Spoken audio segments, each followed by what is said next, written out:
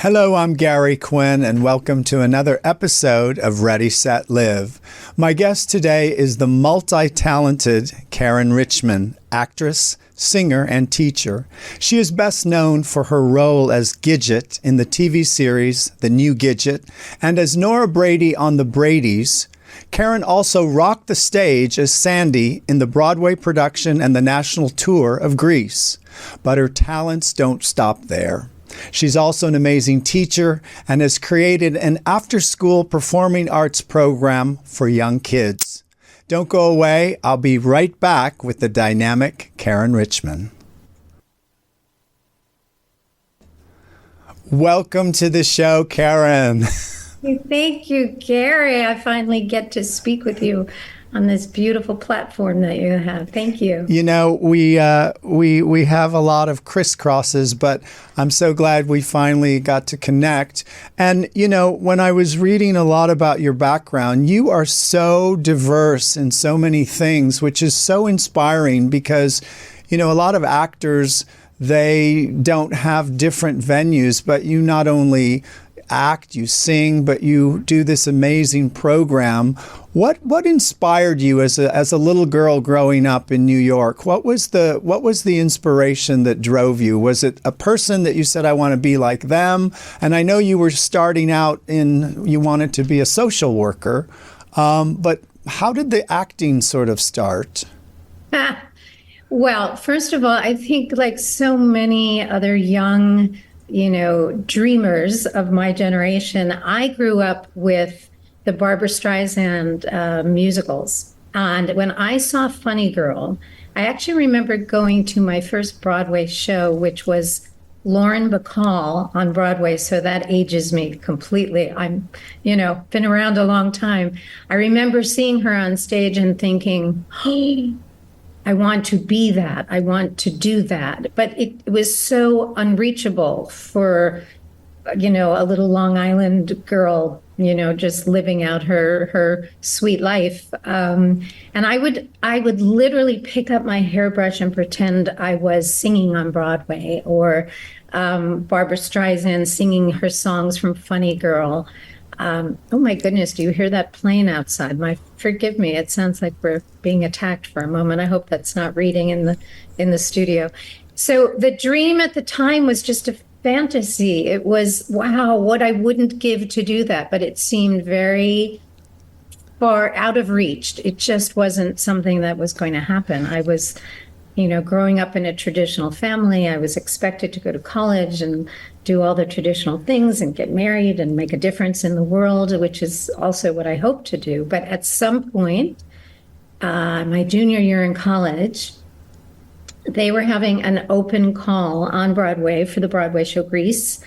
And I heard that you get to stand on the Broadway stage when you audition. That is all I needed to hear. I was going down there. So to make a very long story short, Gary, I know we don't have a lot of time and I'm rambling on. I went to that open call. I finally got to audition. For those of your viewers who don't know what that means, in the old days, they would have sort of a cattle call, they called it, where people would line up down the street and anybody could audition. And when it came my turn, I walked out onto that Broadway stage. I was in complete awe.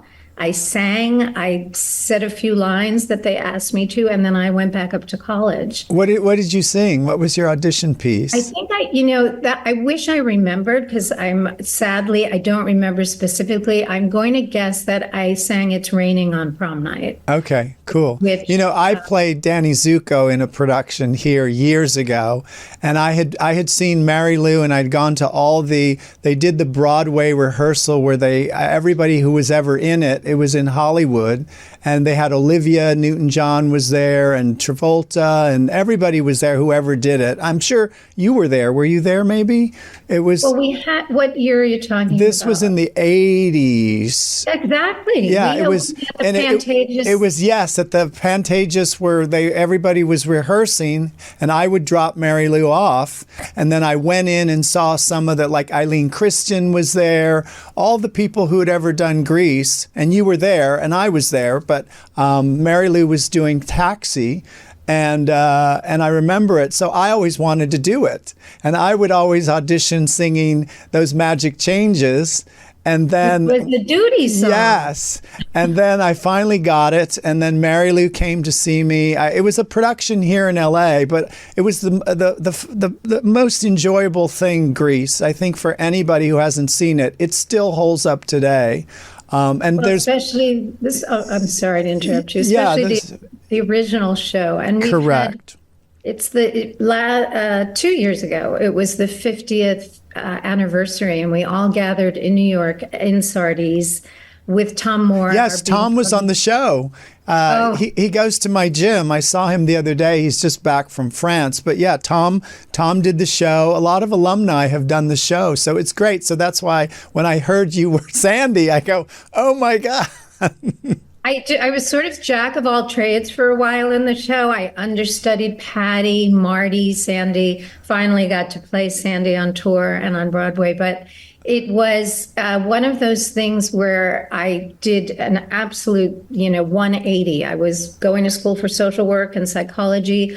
All of a sudden, there was this possibility of doing my first love. And it was one of the greatest lessons of my life, that hopefully you don't compromise. We get this, as far as we know at the moment, we get this life. What are we going to do with it? Did you find, Caryn, when you finally started really moving forward and working and doing a lot of shows, that you started to emotionally feel more confidence? And I know the actor's life is creative, but I know that there's always moments where, you're not working, and then all of a sudden there's a lull period, and then a lot of people get depressed, a lot of people, lose their mind. What was your sort of safety net that brought you out of that or got you through those difficult times? That is a really good question, Gary. And I know we all have different ways and psychological makeups. I think for me, I was blessed enough to always have a positive attitude. Maybe that's why I played all of these sweet, wholesome characters all my life, or for most of my life until recently. I think I loved the process so much so that I didn't see the win as only getting the job, although it's so hard not to do that. I have so much compassion, and I myself have trouble at times. But in general, if everything is viewed as an opportunity to get to do what I love, then the audition is part of that. I get to audition, or I get to go to an acting class, or I get to read a script by myself, and just say it out loud. And now we have phones, so we can film ourselves doing all kinds of acting exercises and all of that.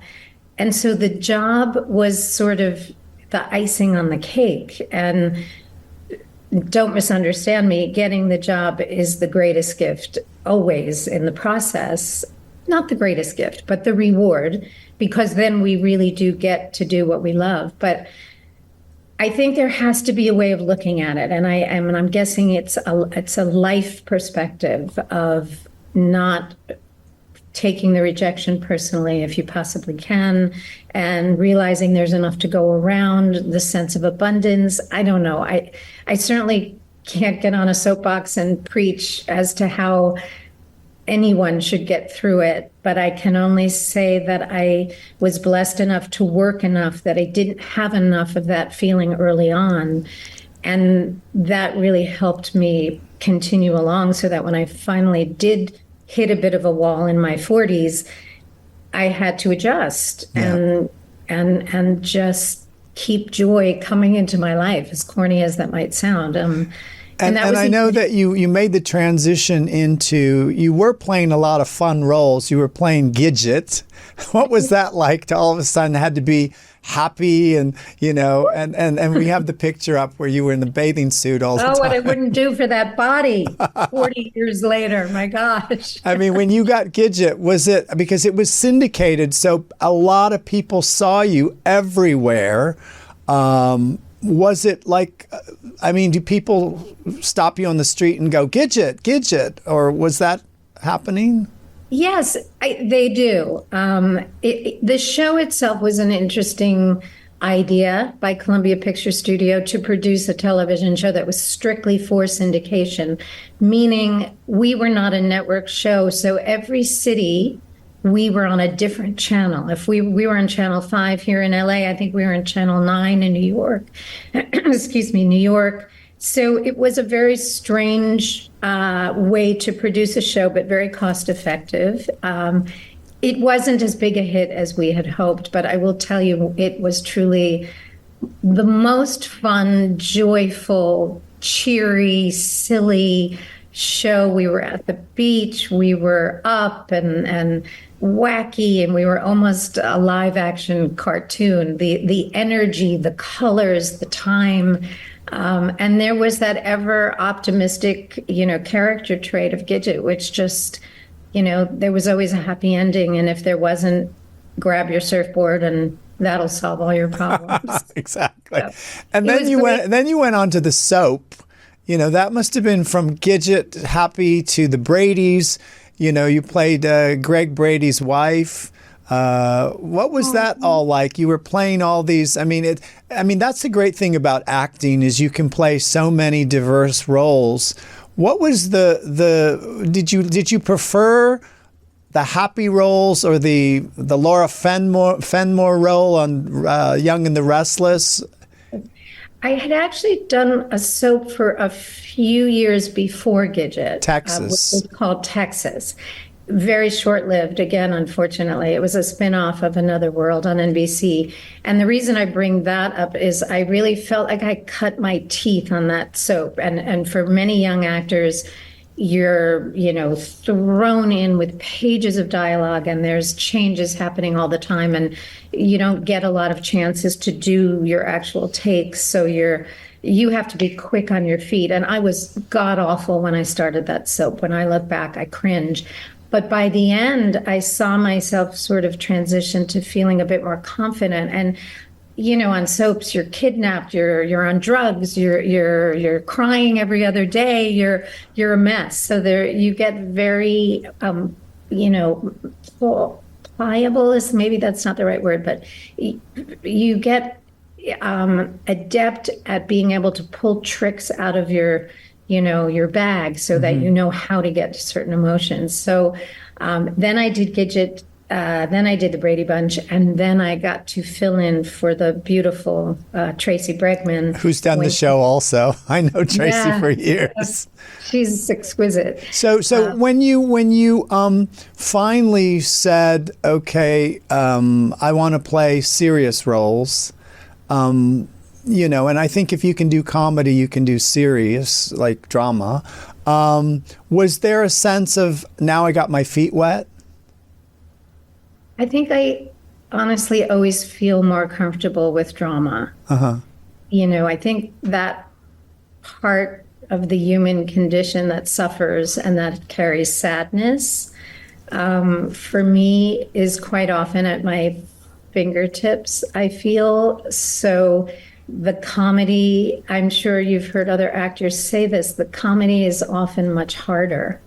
And for me personally, I am more naturally drawn to drama. But I think because the facade, was always perky and sweet and girl next door, I was cast more in the lighter, sweet comedy.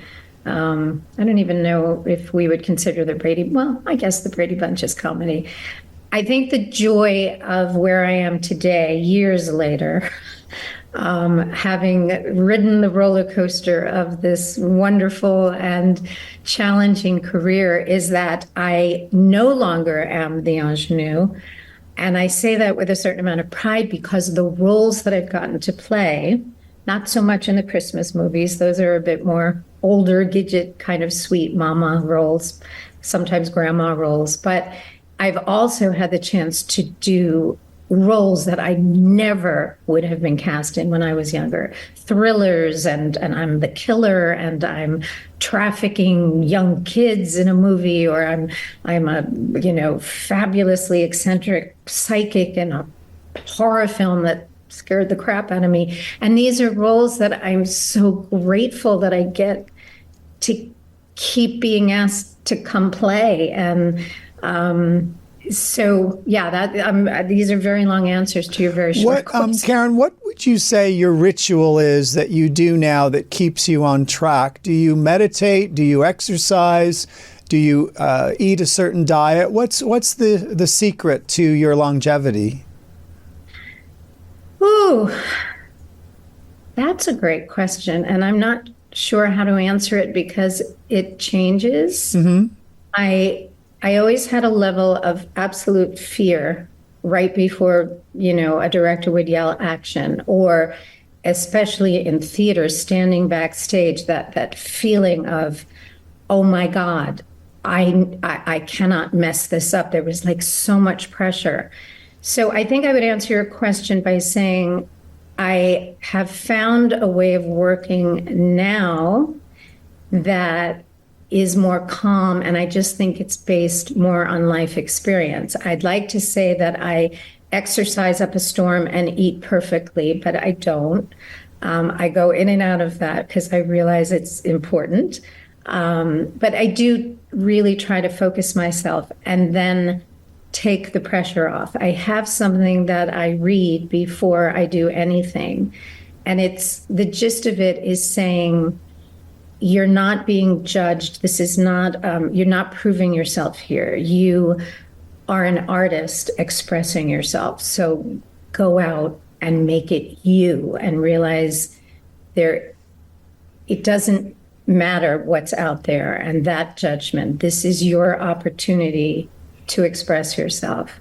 I am paraphrasing this terribly, so it doesn't sound particularly profound. But when I read the words, it reminds me that even with auditioning, if I take the pressure off of, I need this job, I want this job is amazing, and just say, I get to do what I love. I get to do in this moment, even if someone is not handing me a paycheck, I get to act. It's always amazing to me because I can't, painters can paint alone, poets can write their beautiful words, writers.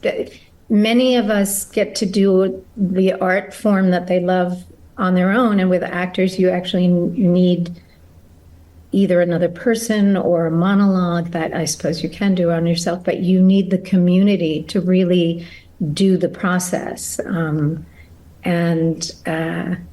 When I try to just ground myself. Excellent. Answer these one-word questions with a one-word answer. What does love mean to you? The first word that came to mind is open heart. One word, open. Okay, open. How about what does God mean to you? Freedom.